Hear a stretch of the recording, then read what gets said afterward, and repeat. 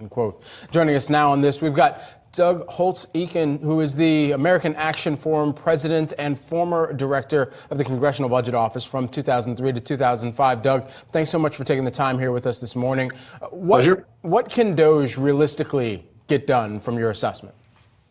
Well, I think this is a very interesting development. For months now, we've been hearing about DOGE, and it was really just a couple of outsiders opining on what the federal government should look like. Didn't really have any authority.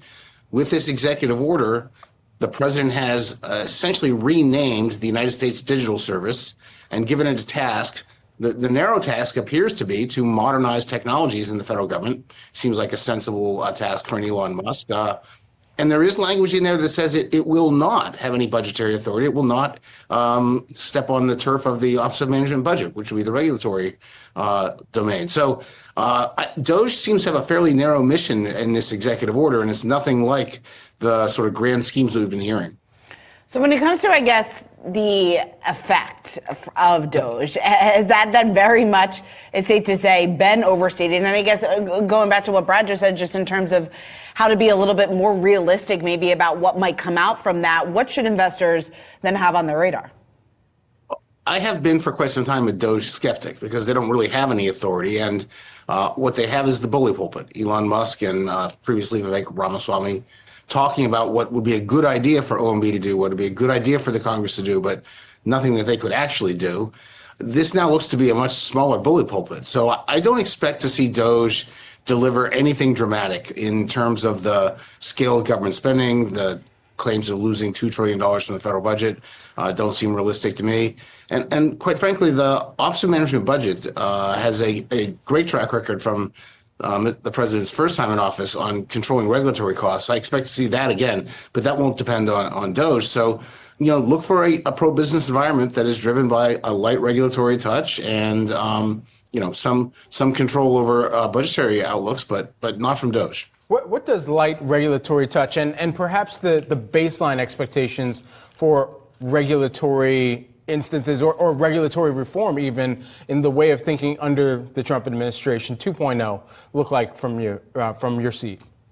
So the magic the first time was to just tell agencies, look, here's how much of a burden you can impose on the private sector in a given year. And that's a regulatory budget. And most of the budgets were zeros or negative numbers.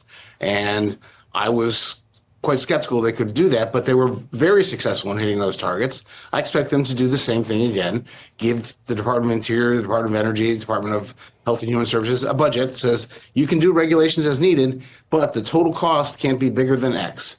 And if it gets bigger, you have to take something else off. And so the light touch comes from the agency being really incentivized to find old regulations that are costly to businesses, but which aren't delivering anything, and pull them out. That was they were really making great successes on that front when he was in office the first time. I expect to see more of that this time around. Doug, when it comes to some of the priorities here from the Trump administration, they're trying to get a tax deal done very early, just historically speaking, just in terms of how quickly they want to move on that. You're also talking about the debt ceiling. They want to get that extended. How, I guess, not to use the word realistic again, but how likely is that, just given the very narrow margins that we do see right now within Congress and some of the pushback that we could see even from those within his own party? I think you've said it quite clearly. I mean, this is really hard. They have to first pass budget resolutions in the House and Senate and then agree on what they look like. That will take some time, and the margins are narrow. You have to run the table. Then they have the actual reconciliation bill itself, which will have to go through the House and Senate, and they'll have to agree on what it looks like. And again, margins are very tight. You have to run the table, and you have to get some real divisions, especially in the House, somehow resolved in order to get essentially a unanimous vote out of Republicans to pass that. That doesn't sound like something that happens quickly. The debt limit, that timetable is not under their control. They're going to have to do it when it becomes an imperative. There's no question about that. They're also going to have to fund the government. By the way, the Senate's going to be busy confirming nominees. And so there's a lot of work to be done. And it looks to me like the optional part, the tax bill, which is in reconciliation, is going to get pushed to the back of the line on a number of occasions. Doug, how likely is it that we see the party actually disrupt itself then on the way to what has been promised on the campaign trail, because now, even given the red sweep that we had seen during the general election, there's more of a thinking around, okay, where will there be continued combined consensus among the party, or where will some members break along the way to reaching some of the goals that had been set forth or at least communicated to voters? I think it would be a mistake to believe that Republicans are a unified bloc on any policy issue. That's never the case. It's not true for Democrats either. And so they're going to have to mediate differences. On the campaign trail, no one talks about differences. We're all on the same team. We're going to do this. We can do it fast, enact the president's agenda. But what happens to the cap on state and local taxes, for example? Does it stay the same? Many people want it to go up. That's a very costly item. Not everyone wants to have bigger deficits. How do you compensate for that?